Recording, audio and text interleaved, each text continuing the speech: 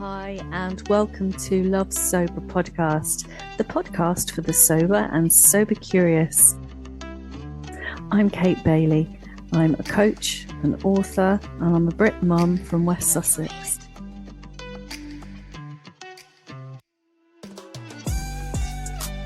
Hi and welcome back, and today I talk to the fabulous Sarah Rusbatch, and she's a Brit mum and she's living in Australia now, and she's a coach, she's an author, and she's just written a fantastic new book called Beyond Booze, and this is a really great guide to alcohol-free living for busy women in their midlife, and so I'm really excited to dive into this with Sarah today.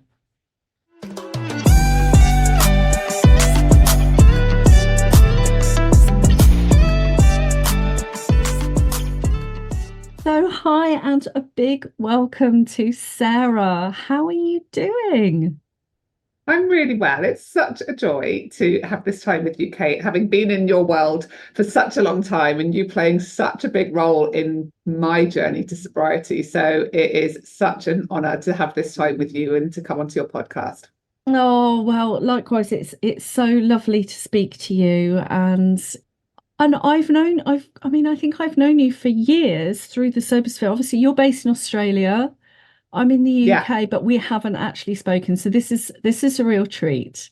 I'm trying to think of when I think it would have been about 2017, 2018 when did you launch this, the podcast initially? It was about 2018, I reckon, because I think that's when I first came into your world. And yeah, listening to you was a big part of my sober journey. Oh God, I'm so pleased. I think it was 2018, but I don't want to go on about my podcast because actually we're here to talk about something really exciting, which is your book. Yay to that. So Sarah has written a really fantastic book called Beyond Booze, and I've been deep diving into it, and I really rate your book. I think you've done a great job, Sarah. I really do. And Thank you. so we're gonna go dive into the bits, the nuts and bolts of it, and some of the kind of the aspects, because I feel it's gonna really help a lot of women with the kind of heart of what's kind of going on for us. Like, it's really practical, but essentially, when we were talking earlier, we were looking at this kind of, this sort of relationships and why women drink, this kind of to often mask those negative feelings, to deal with stress, in an ineffective way to deal with stress. And there's a lot of fear, isn't there, when you identify that there's something going wrong, but you don't know what it looks like the other side. I think all of us who've got sober can say, yes, that was almost like the worst point, and we do need a hand holding, and we do need a guide. And I think that your book does that really, really well. So congratulations. And that was what I wanted. When I wrote the book, I kind of could see there's some really good books about how to get sober, and there's some incredible memoirs. But what I realized was a book for women on how to create a life where you don't need or want to drink was what was missing. And that was what I kind of really wanted to go into. It's a book for women. It's a book for midlife women who have been using alcohol in that dysfunctional way for managing stress or, masking uncomfortable emotions or whatever. And what is it that we need to add in when we take alcohol out? Because a lot of people think, oh, I just have to quit drinking and then life will be amazing. And you and I both know that the quitting drinking bit is almost the easy part, right? When it actually comes to creating a rich, fulfilling, purposeful, contented life. And I wanted to share all the tools and all the strategies that have helped me to do that. And what a beautiful sort of journey, and what an eye-opener when you realize you can resource and meet needs authentically and create this life that you love being sober in. So yes, amen to that. So what I'd like to do, just for people who don't know you, is just give a little bit of a backstory about what was your reason for writing this book from a personal perspective?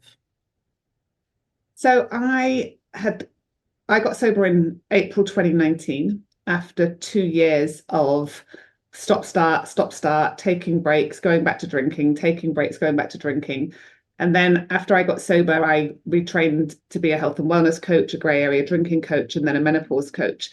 And through that process of supporting thousands of women all over the world, what I could see that there were so many similarities.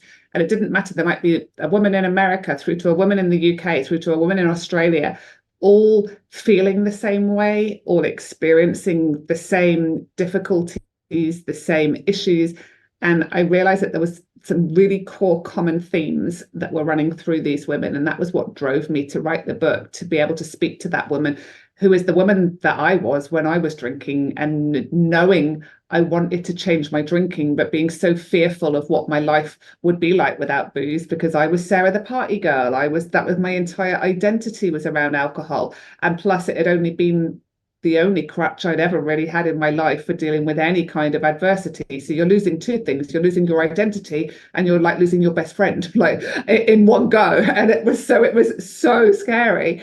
And what I wanted to do was address all of those fears with tools and strategies that would help women all over the world. Yeah. And you mentioned the midlife piece as well. It's really interesting because we've had such a similar journey, because I trained as a menopause doula Oh, wow. last year with the menopause school in the UK, because I don't know if it's like this for you, but that I feel like we create what we need, don't we? Like you say, it's like, okay, I know that I need to stop that. There wasn't anything out there, so let's create it. Oh, stress is a piece. So let's look at the stress and the stress response, fight, flight, freeze, fawn, and how we regulate the nervous system. Then it was like, oh my God, all of these women who are sober for a little bit or sober for years, suddenly hitting perimenopause and lapsing or going back to drinking. Hello, me. Oh, there's a hormonal piece. And it's almost like, okay, like we really do need that toolkit for midlife women. Yeah, Especially when you're looking at Gen X, and that was our thing. That was our liberation. That was our, false liberation. That was how yeah, we claimed our feminism. And yeah. suddenly we're hitting our midlife and going, this is not working. And it's like this unholy reframe, isn't it?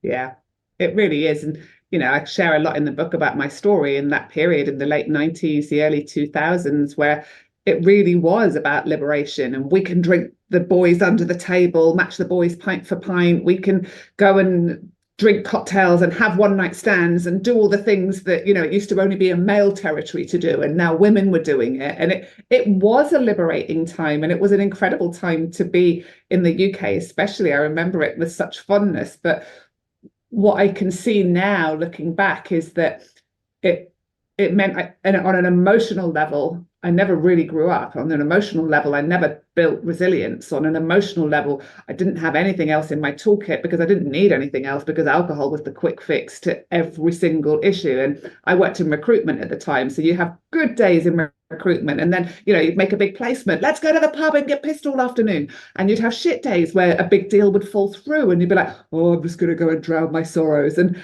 alcohol was just perpetuated constantly as the solution to any way you were feeling, whether it was to celebrate or to commiserate. Yeah, and when you talk about that, I feel like that almost traditionally sort of male kind of culture, and I'm listening through that lens of the nervous system and what that is doing to our nervous systems, that big like highs, lows, fight, flight, and then from a hormonal cortisol level, right? So the stress hormones for us, it's almost like that whole scenario, and then add alcohol in on top, is exactly the wrong formula for women's bodies, minds, health, well-being, and therefore our families, and therefore the people we love. It's like it's freaking so toxic. And Yeah. once you see it, it's like I mustn't get too angry because again, I don't want to rant and it's your podcast. But yeah, like it's just unbelievable. Once you see it, you kind of can't unsee it, can you? Yeah. I know, but don't you think it's amazing how many people don't ever see it?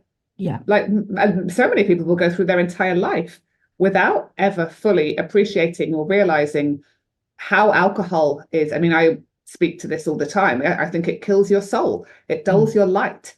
it Like, you does. can't ever live to your full potential in your life if you are drinking so constantly. You can't. There is no way, because it impacts your anxiety, your stress, your sleep, your energy, your self-talk, all of those things. Yeah, I lost my confidence. I wasn't a risk taker anymore. I didn't want to try new things. My world became so small. And that's not a fulfilling big life. And yet so many people think the best it gets is going out, getting smashed on a Friday night and not remembering how you got home, waking up with your clothes on, having to sort the kids out on a Saturday morning, feeling like shit, Mm. and then doing it all again.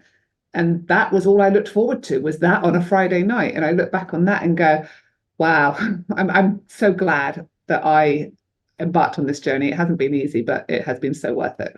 Oh my goodness. Yeah. 100%. Yeah. It is like the blinkers falling off, isn't it? For me, I was like, okay, that's fine, but it's just not going to happen for me. It's not going to happen for me. It might happen for everyone else, but yeah, it isn't. So I wonder, what would you say to women whose confidence have got that low and who kind of don't believe it? So I always say the same thing, which is just start by getting curious. Start by just, you don't have to say, I'm never drinking again. You don't have to say, I'm not drinking for 6 months. Start with a small chunk of time and just simply see it as an experiment. And before you start the experiment, look at what your energy is like, look at what your self-talk is like, look at what your mood and emotions are like, how you're parenting, how you're showing up at work, how your sleep is. Just look, give all of those things a score out of 10. And then let's go on a journey together and take a break from booze. And then let's see at the end of that period, where would you mark them out of 10 now? Because most people never take a long enough break to actually know what the difference is. But when we've got that data, when we've got that information, we can make an informed decision and we can go, right, so which version of my life, which version of me do I like better? But if we don't give ourselves that chance, and for some people it will take more than a month, right? Because some people, depending on how long we've been drinking and how much, we can still be feeling utterly shit after a month. And so it might take 3 months before you really start to feel better and feel energetic and stuff. But and I always just say, how hard it is at the start is not how hard it's going to be forever. And we just have to remember that as well. Yeah, I love that. And that curiosity piece is so powerful, isn't it? Because if we're curious, it literally, we're coming from a different place in the brain, Yeah, which yeah. engages. Are you it because it's I have to say this, it's very early in the morning for me, when because Sarah's in Australia. So my mind is ranging freely. I love it. So, it is, because what I love about this now, and you do put this in the book, there is a module on science. There's a section on the science in the book, and I feel like that for women is really, really powerful. Is powerful intel, because actually, when we're curious, it activates a different part of the brain than when we're just reacting and fearful. Prefrontal cortex, and that's where all our good decisions are made, right? So there's so much to be said for that sober curiosity. And the other bit I love about what you said is gathering data and a reflective, when you say reflective practice to people, some people love it and some people go, oh God, that means I've just got to be doing journaling and I've got to kind of do this and it's all a bit worthy. But actually, I always say that that bit of reflective practice is key intel and data gathering so that we can understand what's going on and then make better choices in line with what we want. Because the fact of the matter is, Kate, I completely agree with you. Like, we are the only person that understands planet us, right? So this is our world, this is our life. No one else has got the information that we've got about how we're feeling, what our energy is, what our self-talk is like. No one knows. Like, on the outside, no one knew I had a problem with booze. On the inside, my self-talk was disgusting and it was horrible. But on the outside, I was all smiles, I'm fine, everything's okay.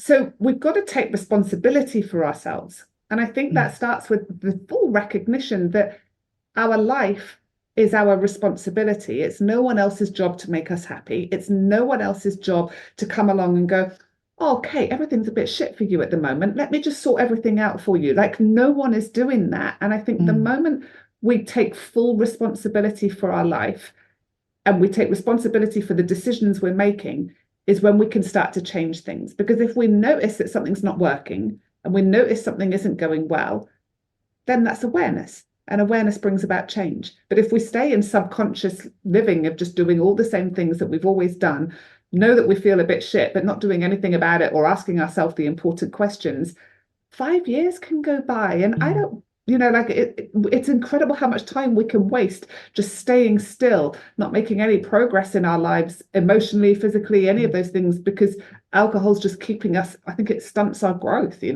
Yeah. And I love what you said about that. And this is when I hear that, I hear self-care and I hear self-leadership. Essentially, which when you think about it, because this, for me, my value system around alcohol, we sort of talked a little bit about that, about the Gen X and the fact that we rebelled. That was part of my value system, was that I'm going to be a feminist and I'm going to rebel. And part of my value system as well was really knowing that self-care was really important, not having a clue how to do it, but thinking that booze was self-care. So there was this, I had to uncouple so it's very, very important to know what our values are, and you cover this in the book, to uncouple it from the drinking and then to couple it to your choice to be alcohol free. And I'm wondering if you could just dive into that a little bit more with us around, around values and why they're important. Yeah. So something that became and I didn't know my core values at all, ever, never, ever done any kind of values exercise. I didn't know myself. Like, I'd grown up in the 90s. Well, I was born in the 70s in the north of England. I'd grown up and I had started drinking at 14. And then alcohol had just been present in my life all the time. And so when it came to doing some of this deeper work, which I did in sobriety, I didn't do it while I was drinking. I did a values exercise. And then I realized, okay, my core values are connection, right? That sense of belonging, loyalty with people is a really strong core value to me. Family, because I had quite a dysfunctional family. So for me to offer my kids a family unit that I didn't have is really important to me. Health, because I want to live long. I want to have a long, exciting life. Adventure, because I want to do new things, be brave, try exciting things, and learning. Right. So those are my 5 core values. Every single one of them was being compromised by me drinking.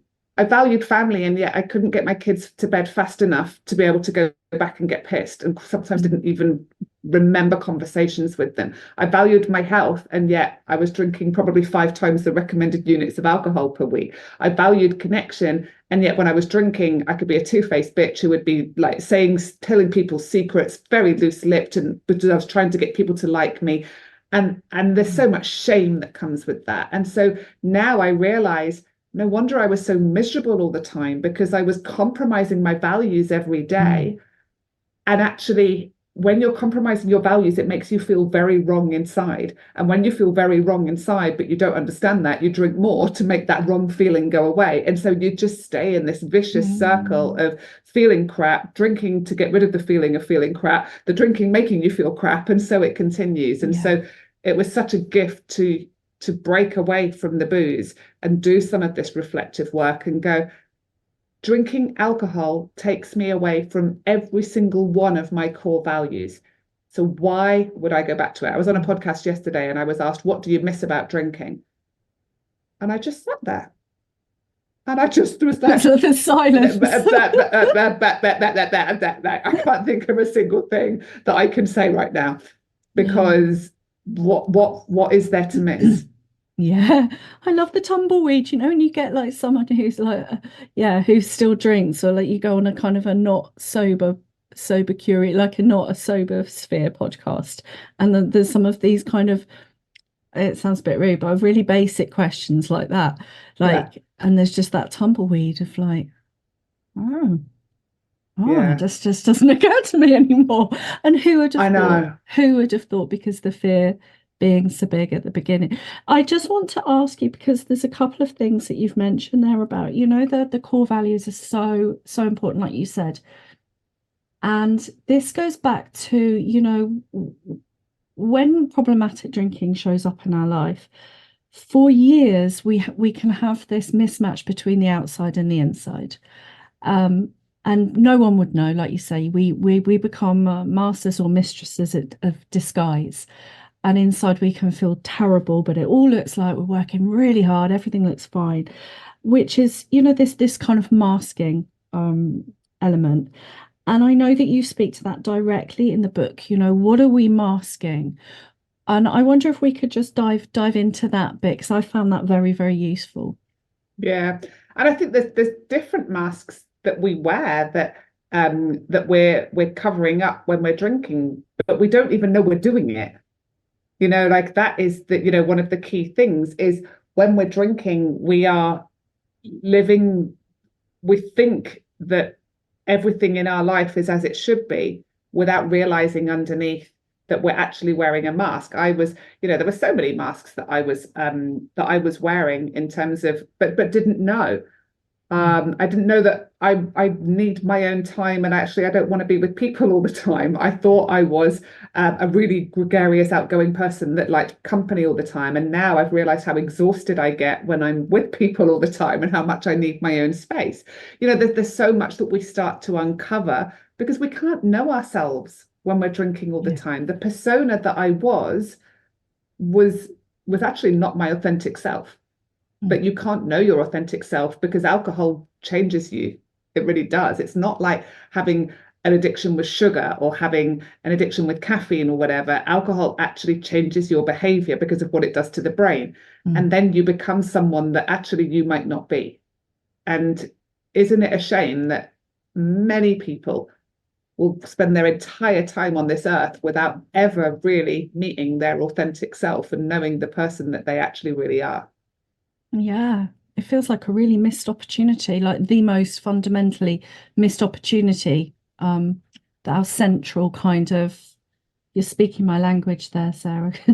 Like I feel like again, where we started with relationship to self, relationship to others, relationship to booze, and booze we develop such a relationship with it to meet all of those, to falsely attempt to meet all those needs, to regulate, to self-soothe, essentially just numbing, that we lose that.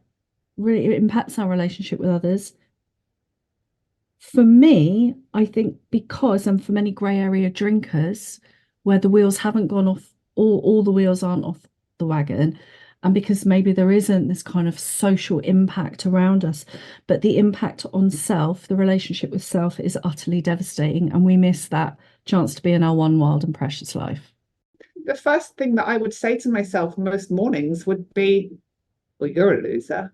Yeah. Well, you're shit, aren't you? Because you said you were only going to have one or two last night and you've had two bottles and you've left the car at your friend's house. And how are you going to get there to go and get the car to get the kids to sport? And, like if the first thing you say to yourself in the morning is something like that, what chance have you got of feeling positive, hopeful, happy, content? You just can't.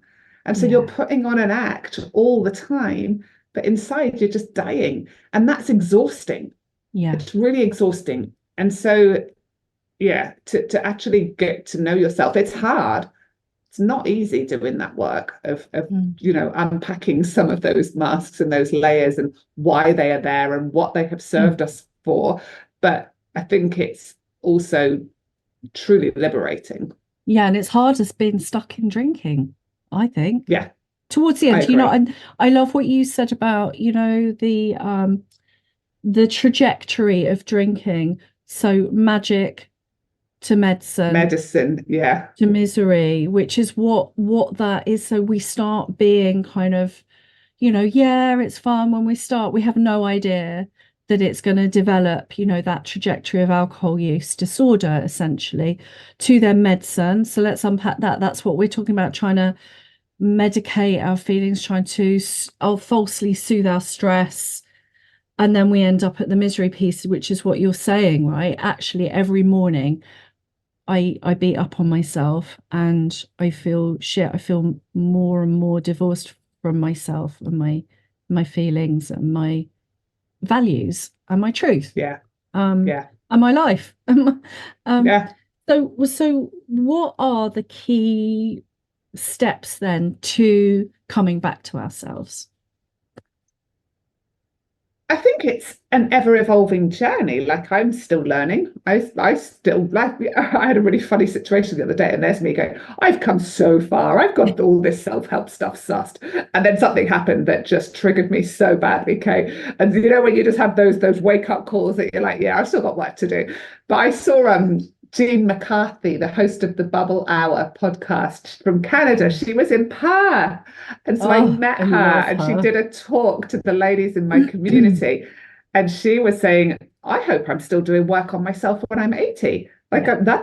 that is, I think it's an acceptance of knowing we're never quite done, and that it is, you know, a journey of self-discovery.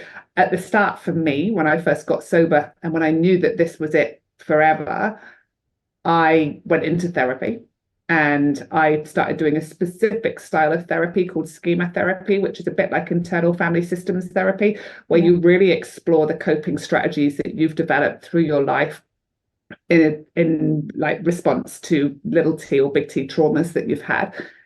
And through exploring that, I got to know myself. I got to understand the different parts of me, why they are there and why they're so strong, and to not despise them and not hate them, to understand the role that they've played, but to actually know that there is also a part of me that is myself.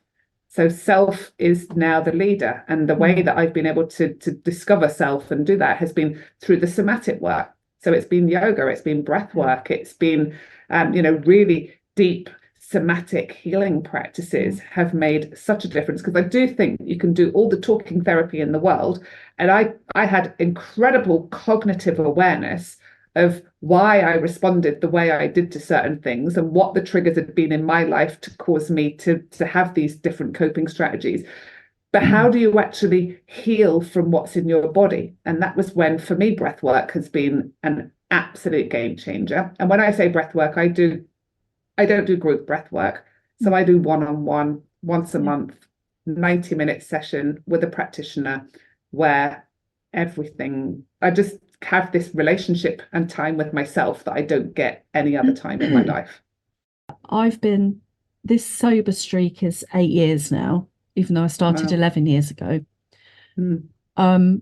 This particular, my now touch wood forever streak, touching all the wood. And that is the time that I've had a yoga practice. Yeah. And it was the somatic, the breathing, the moving, the processing, because actually, and walking the dogs is processing the ongoing stress and trauma, because trauma is just stress on the nervous system, right? Essentially, that's how it's showing up. Yeah, so that movement piece is so important, isn't it? To be able to kind of help our nervous systems and kind of release stress. Yeah. It's just a really key thing. It's almost like that. Yeah, we can know all the head knowledge, but actually those tools are real, and we need to move. Yeah, but no one really talks about it, right? No one out there I know is right. I think so many women move their body to lose weight because they have a really dysfunctional relationship with their body, and they kind of see exercise as punishment, etc. Whereas I come at this, I love exercising, but the somatic work isn't about exercise. Somatic work is about really tuning into your body and being able to tell when your nervous system is becoming dysregulated, what might have caused that, what can I do to bring myself back in tune with myself? All things that I didn't have a chance in hell of doing when I was drinking. No, God, I really vibe with that as well. It's again this different relationship, isn't it? I feel like it's like what society tells us how to move, how to be, what to drink, what to do. And this fundamental act of going sober is like the welcome mat to getting really curious about ourselves. And even that, when you talk about that, I'm like, yes, that's even that, if the way we move needs to reframe, because actually it's about feeling into our body, that intuitive movement. And again, gathering into how am I feeling? What do I Yeah. need? How do I regulate? And it's just so empowering. So in terms of the book, Sarah, like what can women expect to get from reading your book? Yeah, like I said earlier, I think it's a book that isn't about how to get sober. It's a book about how to create a life where you don't want or need alcohol. So it's about coming at it with a mindset of abundance, of what do I gain? And I tackle all the things that I see come up time and time again for women who are really struggling with grey area drinking. And just to kind of say here, you don't have to be drinking copious amounts to still have alcohol taking from you. I think as we age, and I go into this a lot in the book, for women, our body cannot metabolize alcohol in our 40s and 50s like it does in our 20s and 30s. So alcohol starts to impact us. I've got a client who was drinking 2 or 3 glasses of wine 3 or 4 nights a week, which some people would go, that's nothing. But for her, it was impacted because she was in perimenopause, and alcohol was causing such bad anxiety and everything else. So again, it's recognizing there isn't a number that you need to be drinking in order to go, right, now I'm at the number where I have to make a difference. It's not about a number, it's about a feeling. Yeah. And recognizing what's the feeling, is it taking more than it's giving? And so in the book, I talk about women and alcohol, why alcohol impacts us differently to men and why it impacts us more as we age. I've got a couple of really good resources in there from menopause coaches and menopause doctors who've come in and talked about alcohol and the impact on those menopause symptoms. And then a really key part in there is the relationships we have with partners when we remove alcohol. And I've done like a really deep dive into what that looks like, because I'm sure you're the same. It's a question that comes up time and time again. What do I do if my partner still drinks? And it's something we've done together for the last 20, 30 years. And now I'm not drinking. I feel really disconnected to them. I feel like we're just not even on the same path anymore. And I'm scared. I'm Yeah. scared that my marriage isn't going to last. And so I've gone into all of that as well. I've talked about sober sex, because I can't tell you the number of my clients who just are horrified at the thought of sober sex because they've been using alcohol to get in the mood and relax for quite some time. And so, and then I also talk about what are the boundaries that we need to start setting, because I'm sure you see this as well. Many women use alcohol as self-care, as a reward, as a relaxant, because it's really easy to use it whilst you're also unloading the dishwasher, making dinner, getting the lunches ready, peeling the potatoes, doing the ironing, and it doesn't take you out of the kitchen. But you still feel like you're getting something for yourself. And so I talk about, and there's so much guilt that comes with women going, I can't go and do a yoga class. I can't. The kids need me. My husband needs me. Everything will fall apart. And I really challenge some of that around how we can start to set boundaries around knowing that we are entitled to take a little bit of time to ourselves. And it doesn't always have to be an hour out of the house to go and do a yoga class. It can be, and there's lots of suggestions in the book for what that might look like. Yeah, yes, you're so right. And I did notice that about the book is it's like almost like they're focusing on abundance, but also speaking to those roadblocks that can come up and then sort of troubleshooting really practically. And I found that so useful. And and at the end of the day, we shouldn't have to be convenient. And I think that's why a lot of us drink to be convenient, to drink away Yeah. the edges so that we can just be all things, do all things, carry on, not have real preferences, go with the flow, fit in. And this book for me is like such a great toolkit to stop doing that. And Yeah. just go, actually, Thank I got to you. put myself in the picture here. Yeah. So Yeah, it's a book, and at the heart of the book, it is saying, you, my love, get to matter. You, my love, get to create a life you love because you deserve it. And I yeah. don't think we hear that enough. Yeah, 100%. Thank you so much. It's brilliant. And it's been just so great to talk to you. Before we go, we do our little ritual, don't we? What's your reason to love sober today?